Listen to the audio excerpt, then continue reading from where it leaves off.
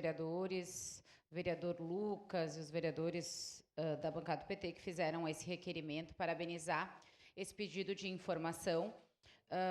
Por quê? Porque a gente discutiu muito sobre essa questão dos radares na nossa cidade, porque primeiro colocaram, assustou toda a população, daí foi dito que não era cercamento eletrônico, não ia multar, daí veio a nova administração do prefeito, o prefeito foi reeleito, vamos multar sim, vai ter multa, daí vem um desmente e daqui a pouco começou a multar.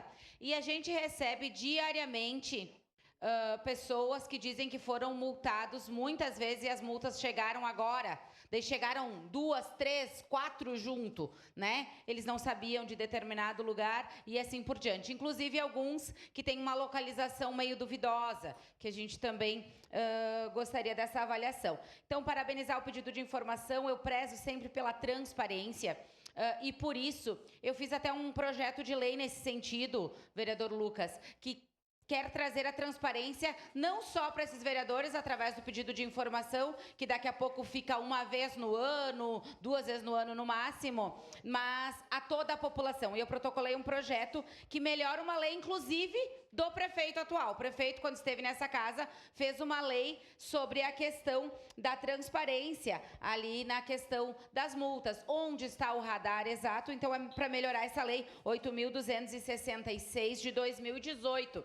E eu protocolei pensando exatamente em dar uma maior transparência para a população, mas que esses dados sejam atualizados mensalmente. É isso que a gente pede no nosso projeto de lei, para que a pessoa vá lá e consiga verificar aquele radar está multando, para onde está indo esses recursos, porque é isso que importa para a população. A gente tem reclamações da Secretaria de Trânsito que eles não nos atendem para pintar um meio-fio, para fazer uma faixa de segurança, uma melhor sinalização na frente das escolas, e isso tudo a gente entende que é um desafio, né, da prefeitura, porque está sempre sem recursos, enfim, mas ao mesmo tempo está multando a população através da questão dos radares. Então, acredito sim que esse pedido de informação vem numa hora muito oportuna para que a gente verifique exatamente o que esses radares estão multando e exatamente para onde está indo esse recurso. A gente tem um exemplo lá no Fátima de uma solicitação antiga nossa,